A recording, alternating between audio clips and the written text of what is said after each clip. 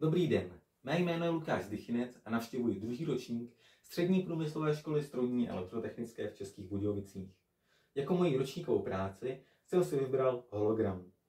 Hologram je promítací zařízení, které tvoří dojem, že znášející se obraz je v vzduchu. Funguje to na tom principu, že lidské oko vnímá tmavší barvy po kratší dobu než ty světlejší. Proto vy nevidíte otáčející se vrtuly, ale vidíte jen osvětlení z LED diod. Hologram bych rozdělil asi do 3 částí. To je mechanická, elektronická a programovací. Mechanickou část jsem z velké části vyřešil 3D tiskem. 3D vytištěnou konstrukci jsem přidělal na dřevěnou desku, aby byl hologram dostatečně těžký a neuletěl. Osu otáčení tvoří 5 mm hlazená tyč.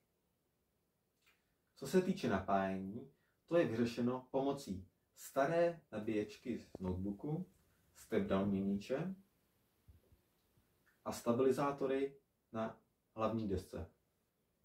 Motor je napájen přes regulátor DC motorů a pohání lopatku přes řemen a zmíněnou 5 mm tyč. Napájení je do rotující části přivedeno pomocí otočného kontaktu. Celý hologram je řízen pomocí mikropočítače STM32F205 RAD 6, který má dostatečnou paměť a rychlost na toto zobrazování. 32 vysokosvítivých LED RGB diod ovládám za pomocí shift registrů, do kterých na začátek zapíšu jedničku, kterou pak bit po bitu posouvám a tím rozsvicuji každou z ledek. Zároveň určuji přes 3 bipolární NPN transistory rozsvícení, tedy barvu ledek. Ze zadní části se taktéž nachází Bluetooth modul HC05, který zprostředkovává komunikaci s počítačem a nahrávání obrázků.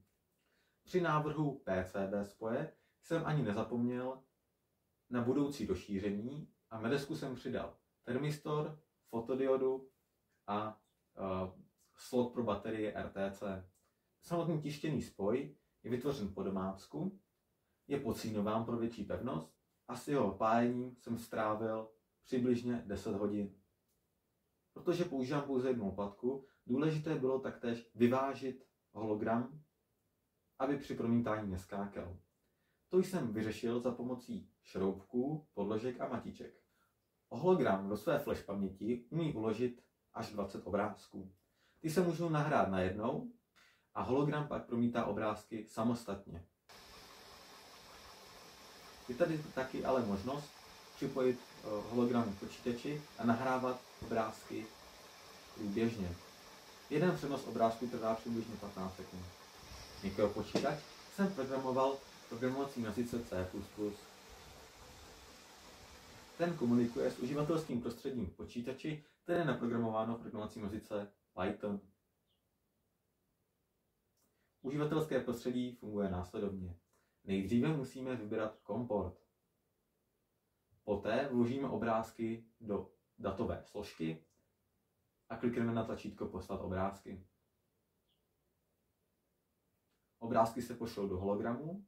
Hologram při každém přijetí obrázku blikne a uloží obrázek do flash paměti, aby se při příštím zapnutí obrázky neztratily.